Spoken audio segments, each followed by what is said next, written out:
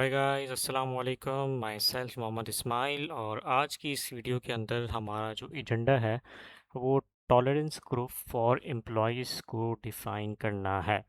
So in previous video if you remember, हमने GL accounts की tolerance group को define किया था हमारे आईपीपीएल कंपनी कोड में।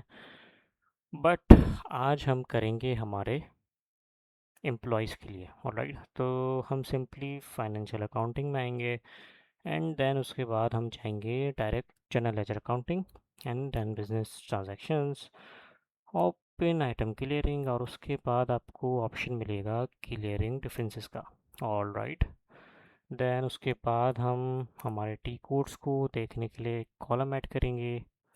और यहाँ पे आप देख सकते हैं हमारा जो सेकंड ऑप्शन है, ग्रुप्स फॉर एम्प्लॉयज़।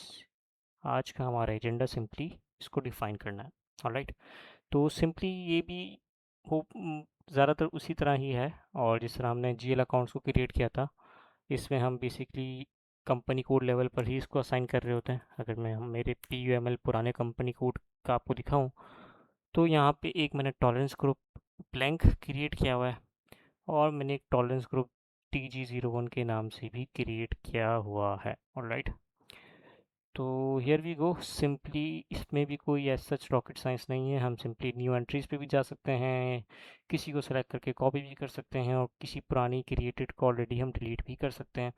दूसरा ऑप्शन भी आप देख लें, यहाँ पे इसको दबाएंगे तो सारे एक साथ सेलेक्ट हो जाएंगे। ऑलराइट, और सिंपली अगर आपको सारे अनसेलेक्ट करने हो तो डिसेलेक्ट ऑल कर लें, और अगर आपको यहाँ पे सेलेक्ट ब्लॉक करना हो तो यहाँ पे आप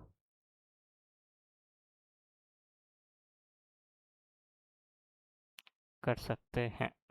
राइट, दूसरा ऑप्शन जो हमारे पास है वो कॉन्फ़िगरेशन हेल्प का है, but for now we doesn't need it. यहाँ पे जो है आप इसको डिटेल्स में जाके कोई चीज़ देख भी सकते हैं। किसी एंट्री पे आपने या तो डबल क्लिक कर लें, या तो सिंपली इस पे प्रेस कर दें, या तो एक शॉर्टकट है हमारे पास कंट्रोल शिफ्ट F2, उसको भी प्रेस कर सकते हैं। मैं अगर सिंपली इसको डबल क्लिक करूँ तो मेरे पास इसकी एंट्री खुल जाएगी। ऑलराइट, अब मैं बैक आता हूँ, इसको अनसेलेक्ट कर देता हूँ, new entries, group for now मैं ब्लैंक रखता हूँ, कंपनी कोड में अपना IPPL डाल देता हूँ, और आप देख सकते हैं करेंसी यहाँ पे हमारे पास जो है फॉर नाउ अनएडिटेबल है। रीज़न बीइंग के लोकल करेंसी ही यहाँ पे ऑटोमेटिकली जब हम इसको सेव करेंगे तो यहाँ पे आ जाएगी। ऑलराइट, तो सिंपली यहाँ पे जहाँ तक मुझे लगता है इसको इस फील्ड को देने का जो मकसद है वो सिंपली ये है कि हम यहाँ पे जीएल अकाउंट्स के लिए हम टॉलरेंस ग्रुप को डिफाइन नहीं कर रहे। हम यहाँ पे यूज़र्स के लिए या एम्प्लॉयज़ के लिए आप कह लें जो SAP ID यूज़ कर रहे होते हैं उनके लिए कर रहे हैं। तो देयर इज़ अ पॉसिबिलिटी कि एक यूज़र एक से ज़्यादा कंपनी कोड पे भी काम कर रहा हो, तो इसीलिए यहाँ पे करेंसी का दिया हुआ है कि देयर इज़ अ पॉसिबिलिटी एक कंपनी कोड की दूसरी करेंसी दूसरी चल रही हो, तीसरे कंपनी कोड की दूसरी करेंसी चल रही हो। देयर इज़ अ पॉसिबिलिटी कि करेंसीज डिफ्रेंशिएट हों कंपनी कोड्स के अंदर।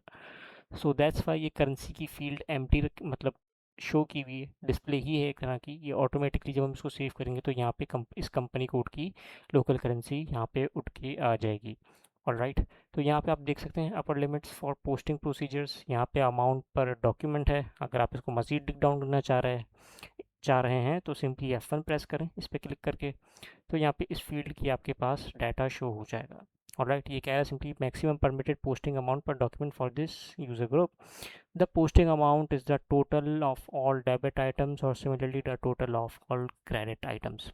सिंपली ये कि एक यूज़र जिसको भी मैं ये इन आवर नेक्स्ट एक्टिविटी जिसको भी मैं असाइन करूँगा, वो यूज़र कितने मैक्सिमम कितनी अमाउंट तक का डॉक्यूमेंट पोस्ट कर सकता है। राइट, तो सिंपली मैं इसको 9999 कर देता हूँ, क्योंकि मैं नहीं चाहता कि आने वाले वक्त में जब हम पोस्टिंग्स कर रहे हों तो यहाँ पे हमारी कोई ना कोई चीज़ रुकावट बने, ताकि फिर हमें आगे आके इसको वापस चेंज ना करना पड़े। इसको भी मैं यही अमाउंट पे कर देता हूँ। अमाउंट पर open item account item, simply F1 press कर लें, आपको पता चल जाएगा ये एक लाइन आइटम डेबिट या क्रेडिट हो सकती है। Alright, maximum posting amount permitted per customer or vendor item for this user group. The restriction doesn't apply to automatically created line items, for example during payment settlements. Simple इसका मतलब यही है कि open item जो भी हमारी खुली हुई होती है, लेट्स से इनवॉइस हो, एक इनवॉइस हो, और 2-3 इन्वाइसेस हों, मतलब एक इन्वाइस की मैक्सिमम लिमिट ये होगी। ऑलराइट, कैश डिस्काउंट पर लाइन आइटम, एक लाइन आइटम पे यानी एक इन्वाइस पे आप मैक्सिमम कितना डिस्काउंट परसेंटेज अलाउ कर सकते हैं। यहाँ पे मैं इसको 10% कर देता हूँ। और इसी तरह यहाँ पे फील्ड्स भी हैं हमारे पास, रेवेन्यू की अमाउंट्स, एक्सपेंस की अकाउंट अमाउंट्स, अमाउंट्स के साथ परसेंटेजेस भी हैं, और कैश डिस्काउंट एडजस्टमेंट्स की भी फील्ड्स हमारे पास हैं। सो ऑब्वियसली जाहिर सी बात है, हर फील्ड्स का हमें आइडिया नहीं होता, तो हम सिंपली F1 प्रेस करते हैं।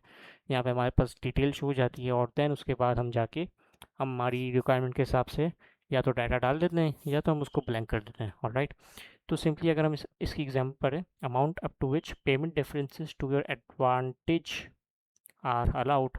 The amount always refers to the local currency. All right, the system always automatically posts payment differences up to amount specified here as reducing the profit. The system also creates line item. All right, तो यहाँ पे आपको मज़ीद के example से पहले note भी पढ़ लें। In addition to the amount, the percent field, जो परसेंटेज की फील्ड है उसकी बात कर रहा है, enter percentage up to which you want to allow differences in payments. The system always uses the lower of both amounts. यहाँ पे भी यही कॉन्सेप्ट है, जो भी अमाउंट लोअर जिस केस में चलेगी वही अमाउंट पिक होगी सिस्टम के अंदर, either the amount that you entered or the amount that is achieved by calculating the percentage. For this reason, if you only use absolute amounts or only want to specify one percentage, और right, यहाँ पे भी वही scene है, जो आपको maximum रखना है वो आप अमाउंट यहाँ पे डाल सकते हैं। Note that you define these limits for your business partners, suppliers and your employees. The lower limit applies. Example भी पढ़ लेते हैं। The local currency is USD for example. In the revenue field हमारी जो यहाँ पे थी ऊपर, सबसे ऊपर अमाउंट जो है, you have entered $30, all right, and the percentage field you have entered $1. For cash received up to 3000 USD, you therefore accept an overpayment up to a maximum of 1%, all right।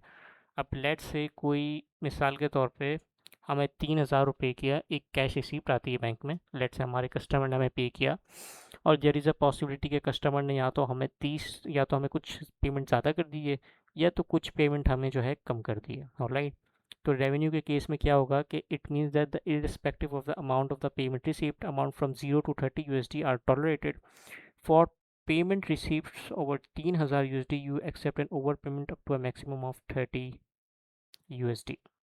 इसका यही है, late से मिसाल के तौर पर अगर यहाँ पे इसने 30 USD लिखा हुआ है और यहाँ पे 1% लिखा हुआ है, ऑलराइट, और यहाँ पे लेट से एक इनवाइस हमारे पास आती है 3000 USD की, ऑलराइट, तो सिंपली यहाँ पे होगा ये कि या तो $30 या तो 1% of the amount, of 1% of the invoice amount, जो भी होगी लोअर, वो रूल अप्लाई हो जाएगा। उस वो अमाउंट जो होगी टॉलरेट की जा सकती है, वो ऑटोमेटिकली क्लियर हो जाएगी एक थर्ड GL अकाउंट के अंदर, और आपका जो आपका अल्लाह भला करे जो अमाउंट होगी वो क्लियर हो जाएगी। और एक्सपेंस का भी हम देख लेते हैं, F1 प्रेस करते हैं, यहाँ पे आप सिंपली एग्जांपल पढ़ लें, बाकी तो सब ऊपर सेम है। द लोकल करेंसी USD, ठीक है, एक्सपेंस फील्ड के अंदर हमने $30 डाल दिया, परसेंटेज हमने 1% डाल दी। For cash received up to 3000 you therefore accept a reduction up to a maximum of 1%. This means that irrespective of the amount of the payment received, amount from 0 to are tolerated for incoming payments, all right। Simply ये इन cases में है कि late से किसी ने payment ज़्यादा कर दी है तो किसी ने पेमेंट कम कर दी, तो टॉलरेंसेस दोनों सूरतों में की जा सकती हैं, ऑल राइट।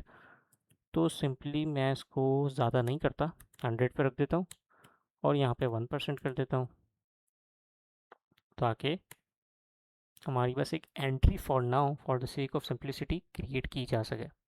ग्रुप मैं फ़िलहाल राइट नाउ ब्लैंक छोड़ देता हूँ, क्लिक ऑन सेव, TR को ओके कर देते हैं, और यहाँ पे जो है हमारे पास डेटा वॉज सेव्ड, ऑलराइट। तो यहाँ पे अगर हम देखें IPPL हमारा ब्लैंक टॉलरेंस ग्रुप क्रिएट हो चुका है। अगर हम सिंपली चाहते हैं कि हमारा एक सेकंड IPPL का ग्रुप भी क्रिएट हो जाए, जो कि जाहिर सी बात है ऑब्वियसली टॉलरेंस ग्रुप ब्लैंक तो नहीं होगा, हमें कुछ ना कुछ यहाँ पे कोड डालना पड़ेगा, तो हम यहाँ पे सिंपली कॉपी कर सकते हैं। हियर यू कैन सी, जिस तरह मैंने बताया था करेंसी PKR ऑटोमेटिकली आ गई।